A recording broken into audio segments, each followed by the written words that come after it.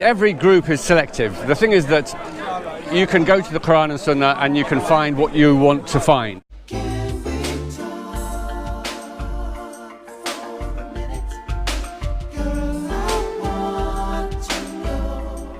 Just come back from... Yeah, on Friday I was in Belfast for it was organised by the Humanist UK and it was on apostasy.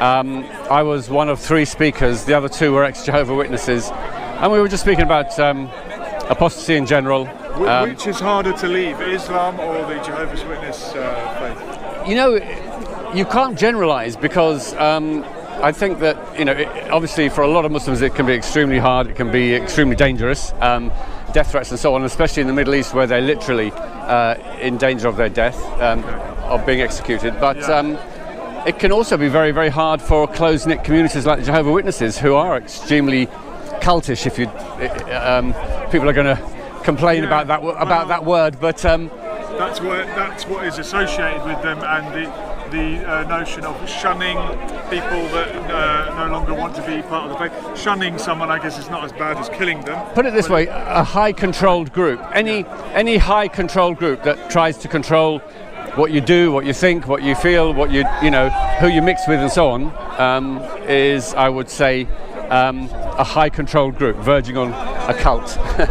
But like I always say, Islam is not a single homogeneous entity. There are various types of Islam. There are various versions of Islam, and there, you know, are many Muslims who don't adhere to some of the what would be considered as mainstream teachings. So, you know, I don't like to generalize.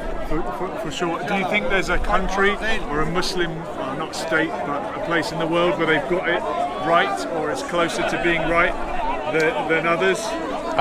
No. There's not one you could pick out. I mean, we pick on Saudi Arabia often for being Salafist and chopping people's heads off. They are just as selective as the moderates or the Sufis or the progressives. I mean, every group is selective. The thing is that you can go to the Quran and Sunnah and you can find what you want to find. So those people who want to find a kind of a harsh, literalist Islam can find that. Those who want to go and find a more peaceful, moderate, liberal form of Islam can find it. I do think the progressives have a little bit more of a hard time because they really have to do a lot of mental gymnastics to get round some of the problematic verses. But yeah, no, I don't like to generalise. I don't like to say there is something called true Islam, which I know that some very harsh critics like to say, oh, the true Islam is the Islam of ISIS. No, that's not true. ISIS are just as selective and just as, they pick the bits that suit their ideology. And actually, I was saying the other day to Vidu that a lot of modern Islamist movements have more in common with I would say sort of Marxist revolutionary ideology than they do with traditional Islam. It's interesting. To be fair. It's interesting. I think sometimes the Islamophobes and the Islamists agree about what Islam is, they just don't agree on whether they believe it. Yeah. So thank you so much for being No, you're welcome. You're welcome. A pleasure.